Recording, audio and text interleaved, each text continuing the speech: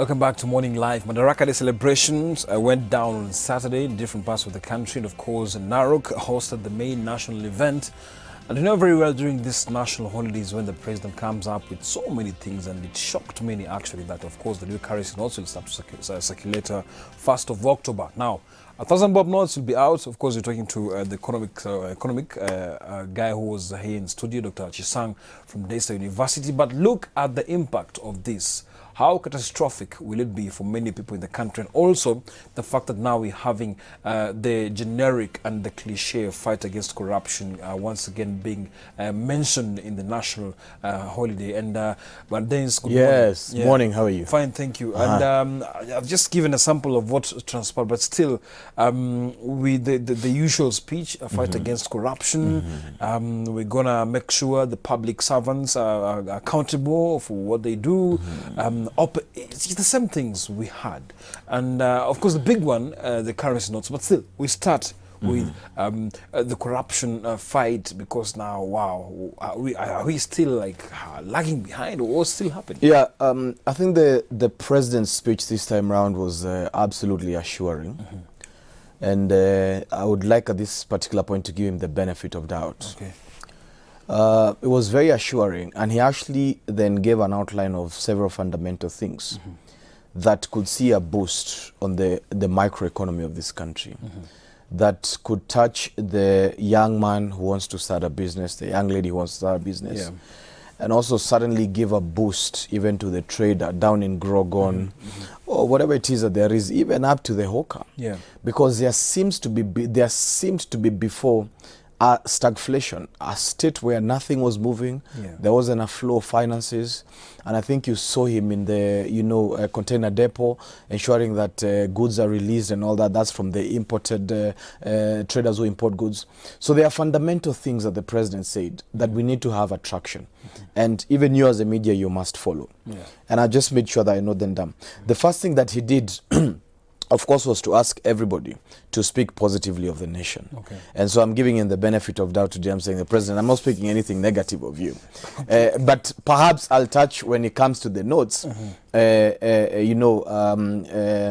where I'll be careful. The first thing that he did, he said he's combining 3 funds. That's the Uwezo Fund, the Women Enterprise Fund, and the Youth Enterprise Fund to form a Biashara Fund. If that is done well, it means it's going to be an absolute boost, to the young men who are struggling in business, to the women who are struggling in business. And then, that then could spur new businesses today that then could become mid-enterprises, in 5 years. And, there's something that we could see great traction. The second thing that the president said is that he mandated both the national and the county governments to release funds to everybody who they owe. You'll be surprised that some people haven't been paid for 6 years, for 7 years. You understand? That actually I saw, suppliers to the state who have been to hospital and out. Some of them even passed away because of the pressure that holding their money. The entire businesses collapsed. They were auctioned and they had no future. So the release of that money, which he said must be instant, then again, it provides a circulation of funds. It provides hope to government suppliers. And some guys really are into legitimate business. And let me tell you what, I know several people who even supplied prisons with, 10 bags of maize, 20 bags of maize. You're talking about small, very small enterprise, even women groups and all that, who haven't been paid for 5 years. The government owed them for that long. So you can imagine what holding that money did to their livelihoods, to their businesses and all that. So that's a big shot in the arm. The other thing that the president basically, outlined is that they're going to plant more trees. And he also said that regarding the importation of goods by small and medium-sized enterprises, he directed that there shouldn't be a additional inspection at the port. You realize that some of those goods were being held for 3 years. Can you imagine importing things from China, then they are held for 3 years? You've picked up a loan, your business has shut down, you can't be able to repay your loans, you understand? So that indeed hit the macroeconomics of the country. And also the president touched on a critical thing that we have seen. Number one, he spoke about femicides. Brother, we have seen femicide in this country spiked almost about 300%. It's true that. The fact that young ladies are being killed left, right, center. We are slaughtering our girls like chicken at the end of the day without any remorse. And also the president also addressed the aspect of depression in the country. And you understand that in the last 1 or 2 years, Kenya has been rated to be amongst the top in the country of the most depressed people. So he directed the Ministry of Labor and Social Services to come up with a policy directive and a policy response to understand what is the problem exactly. And if there's a problem, which there is, according to the fruits that we have seen, then how will the government respond? And this is a new thing. It's a new environment where the government is. And that policy then will help, even from a health perspective, for the government to start looking at depression differently and even perhaps even rate femicide as an aspect of depression. Because you wouldn't understand why somebody will kill somebody they loved with that gruesome aspect. Also, the president spoke intimately to the judiciary and says, please, let us expedite justice. Let us expedite justice. The aspect about the money change, of course, the demonetization, seems to have taken the day. Because truly, it looks like it is the viable thing that's going to fight corruption. Perhaps I think not. Because the president is responding to a constitutional requirement. And also, the country is responding to the fact that, and by the way, Kenya is seen to be becoming the hub of producing counterfeit money. Then the fake dollars, even in, foreign currency, goons, it seems like they've picked Kenya to be the hub of producing fake currency and all that. So the demonetizations Kenyans are taking it as though this is going to be the thing that fights corruption. But what I know from a security perspective is that a lot of these guys who clean money and do money laundering and stuff, they may be a bit smarter than that, at the end of the day, because to be absolutely honest, number one is that they store money, not exactly using the Kenyan currency, because the Kenyan currency is slightly bulky. For you really to store even 100 million, you might need 2 houses thereabout. It's very bulky. So they store it in foreign currency. Number 3, there's something we call the black economy. And the black economy, money doesn't go through formal systems. It doesn't go through the banks. There's no money trail. We're talking about people who deal with hard cash. This is money. In Kikuyu, it says money vari vari. So it means this is really aspect of cash that you can count. So what they do is that they tend to look for smaller currencies, but that have a bigger value. So you're looking at the euro, you're looking at the dollar, and you're looking at other types of foreign currencies that are bulky. Then they have what it is that we call black stream sources of the black economy. So they have what we call the hawalas. That basically they drive that. A hawala can clean for you 50 billion shillings in a week. At the end of the day, it's an extremely networked system. But the richest in the world. Looking at the new patterns and the graphics, everything. Time. I know it will take time for them to come up with the same type of counterfeit note. But looking at also at the machines they're using, the colors they have, the inks, everything, they want actually, because now what you're getting is that the current notes, the security with the current notes, trust me, you cannot. It will be so hard for someone to now watch this. The truth of the fact is that everything leaks. You're looking at a network system. You're looking at the same counterfeit gurus being the same guys in the government. We're not talking about Tanzanians coming to fake our money. We're talking about, very strong people in the same system, in the same government. You understand? So if they were to legitimize counterfeit money, they have the designs, they have the securities, they have everything it takes. You understand? Even for those who are printing money to be able to get this legal tender, sometimes it takes a political process and a political authentication. I think a while ago, I remember when there was a tiff between the Prime Minister and somebody else in terms of who should get the legal tender in terms of printing our monies. So, you know, as long as, for me, as long as it's the same guys in the same government that presented the last problems, then if there are no measures to ensure that we shield the nation against the same characters, then we may be running into it might be a good idea. And I'm going to say that this is mandated by the COK 2010. The Constitution mandated that money must reflect national values and national icons. Remove the faces, you know, so that you brush Kenyans away from sycophancy and autocracy and any type of political demagoguery. We don't want to see pictures of people that were presidents before. We want to see values. We want to see icons. We want to see what it is that drives the nation. We want to see tourism and all that. So if CBK doesn't put accurate measures to make sure that there's no counterfeit production of money, there's no money laundering at the end of the day, there is no corruption. How will that be done? You understand? Yeah. Is Njoroge telling us that from now, because you've printed a new 1,000 notes, that there will no longer be corruption in Kenya? That's a big lie. It's a lie at the end of the day. But however, we know the system, the corrupt system will be shaken. What we don't know is they'll be shaken towards what level. What we also know is that thuggery is a complex scientific system.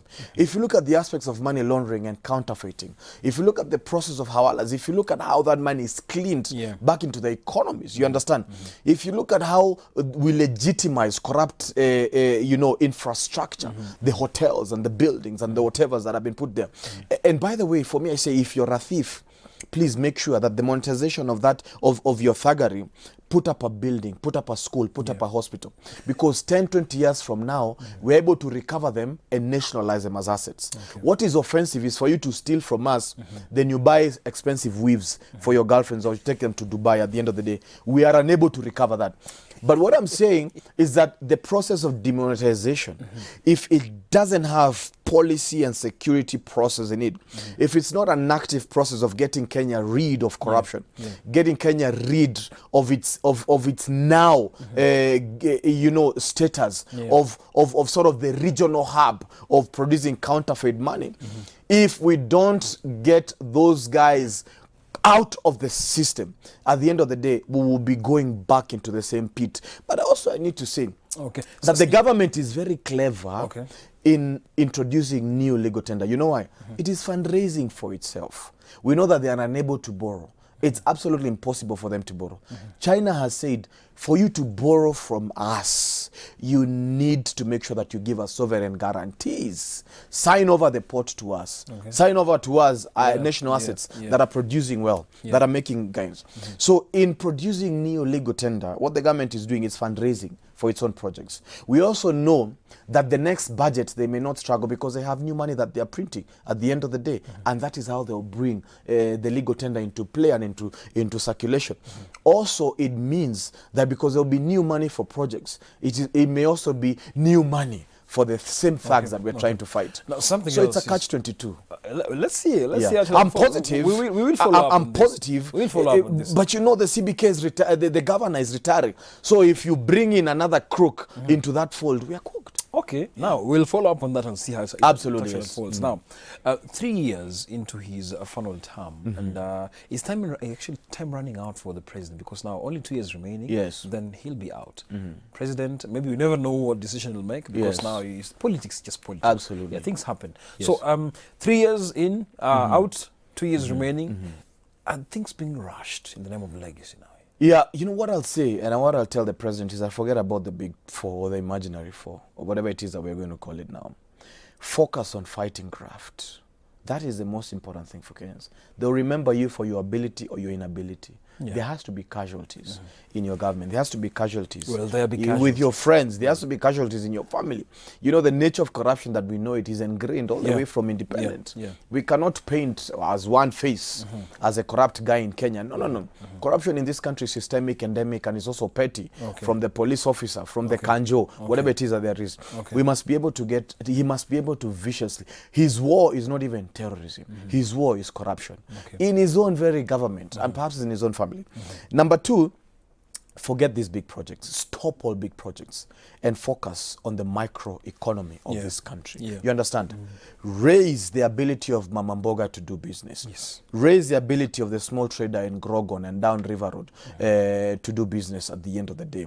Make sure that there's circulation of money from that little bit of the economy. You understand? That people can be able to pay their school fees. They can be able to put food on the table. That is what the Wananchi will remember you of. Manage the inflation. Manage the cost of living. Deal with the basics. Stop dealing with the castles that we've built in the air. You understand? It's not important that you complete the third phase of SGR. It's important that you relieve the current pain of the Mwananchi, and that is the cost of living, and which is basically the inability to put food on the table. Cost of healthcare. At the end of the day, you understand, there are pertinent issues that Kenyans are saying, and you know, research has been done. If Kenyans have been asked what it is that you want, he said, look, I want to be able to earn a living within the simple means possible. And I want to be able to access a affordable healthcare. I want to be able to access education. You understand? I want to be able to access security. I want to be able to access justice. Those are the small and little dynamics that the president should deal with to create an environment of a safety net in the country. There has been a lot of panic over the last because I think when we, you know, when we left, when we moved from the double elections, at the end of the day, Kenyans have lived in perpetual pain, and it's impossible today to even speak hope to a Kenyan. And I love the fact that the president spoke hope, but that hope then must be actualized from speech into actual living. That is what the simple and the common Kenyan wants. Even the middle class is desiring that, because unfortunately, the middle class is the beast of the burden in this country. You'll be shocked that life is cheaper in Kibera than in Kileleshwa at the end of the day. The Kileleshwa guys are paying electricity through their noses. They are bleeding consistently. But the guy in Kibera, one time one of my workers was surprised. He said, how don't you have water? Why are you paying so much? As we pay like this. So there are dynamics that the president needs to look at from the very micro. Let us stop these big imaginations and deal with the nitty-gritties that build the economy, and that's the microeconomics. Good stuff. Now we'll take a short break. When you come back, we realized the past few weeks Deputy President William Ruto and the President himself, Honorable, of course, Uhuru Kenyatta, are kind of talking on different scripts. Now people are wondering now what is happening, but still at the end of the day, they kind of come back together and make a consensus, which again just steers things all well. So right now, different scripts. There's some gap somewhere. So all are coming to you after a short break.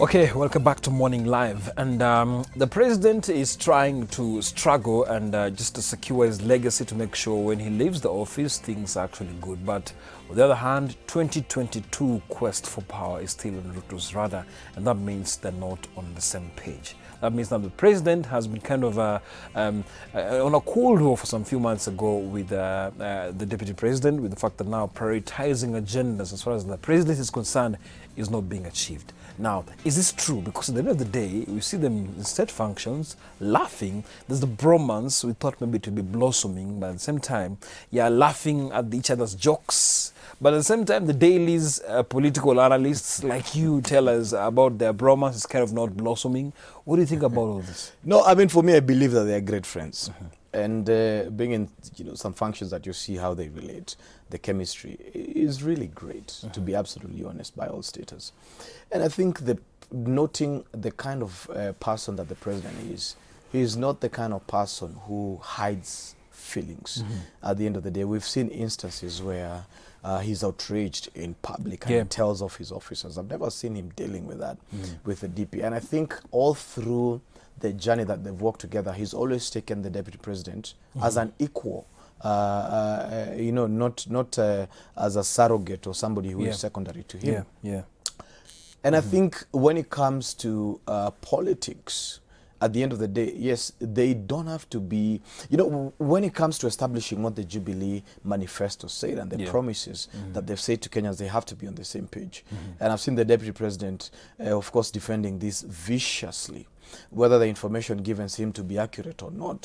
But I know he's a vicious defender of the Jubilee Manifesto and the promises, the big four, whether it's a CBC and all that. You know, but the truth of the fact is that the president is retiring, and the deputy president, according to the promise that the president said, and according to the Jubilee promise, is that come 2022, and 10 years after that, it's the deputy president who's taking over. So the deputy president then has the prerogative to keep that heat going based on that promise alone.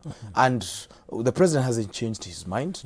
At the end of the day, the president launched a national government called Tanga Tanga almost about a year and 2 weeks ago. And he said, huyu kijana na tanga tanga on my behalf. So that was a national movement that was launched. And people have held on it. There's the other one called Kieleweke. I don't know who launched it. It seems like some haters in the village met and, you know, upon perhaps a glass of changa or whatever it is, they decided, let's thrash these guys. But it's uncalled for, because I don't think politics needs to be based on hating the other person. I think politics, and according to the way I understand politics, the way you should play your politics is what are you bringing on the table? What are you doing for Kenyans at the end of the day?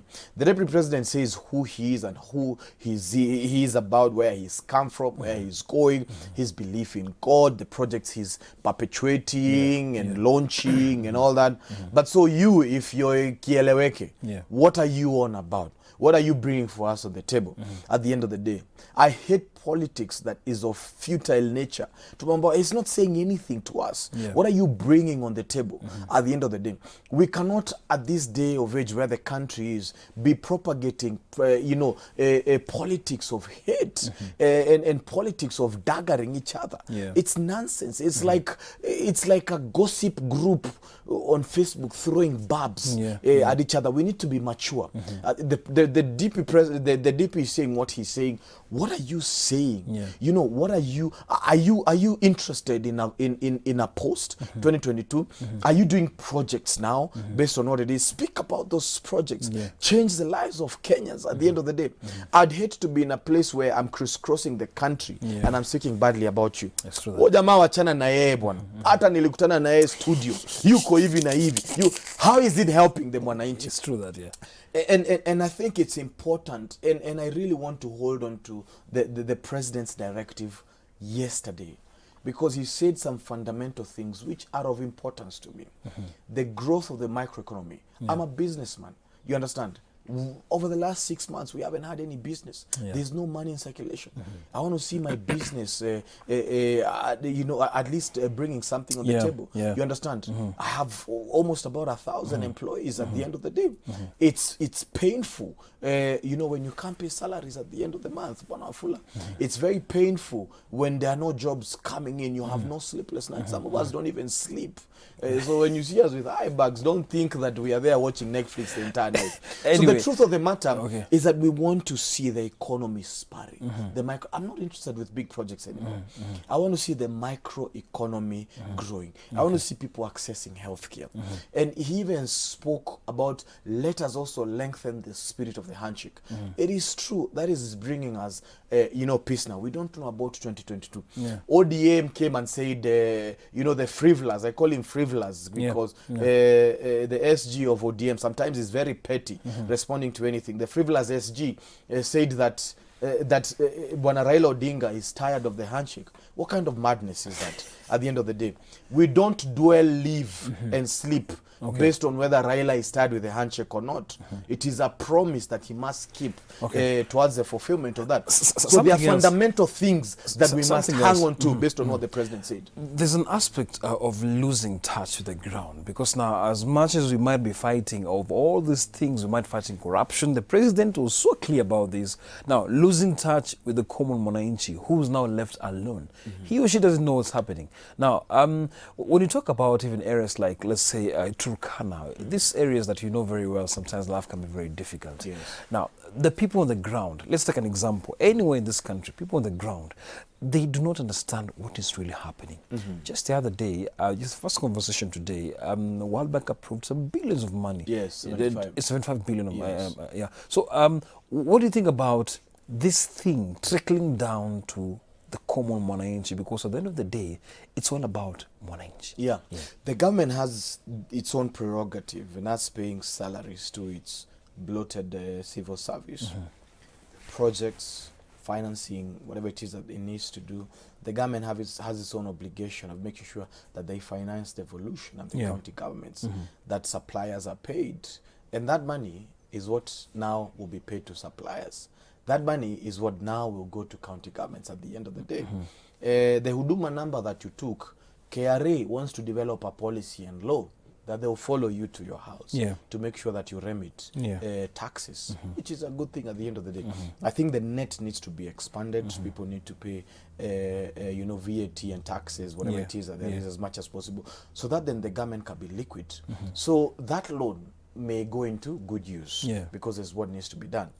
But also, change of policy and change of tact will then allow the microeconomy to grow.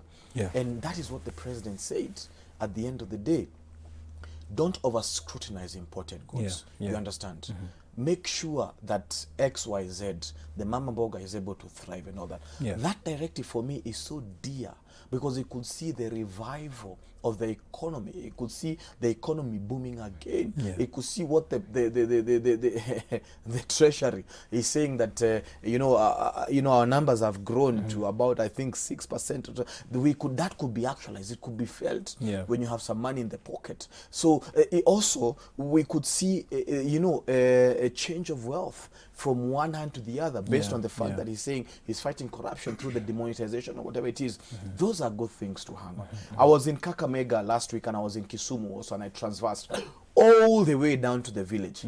And really, the cry of the mwananchi is not give us SGR. The Kenya, by the way, 70% of this country is driven by the microeconomics. When you go to the villages, you see the border guys, the mama skumas, the mama bogas, critical aspects are like the sugarcane farmer back in the Western Belt and all that. That we need to make sure that money circulates. And the central bank governor was critical to say that these things that we are doing, then we'll see that there's circulation of money all the way to the micro aspects of this country. That for us is something that is of life and death. It's something that we must hang on so well. And if the president is able to sustain his speech to actuality all the way to his 3 years, guess what? He will retire when we are happy. Something that I call gross domestic happiness will even be at 90% at the end of the day.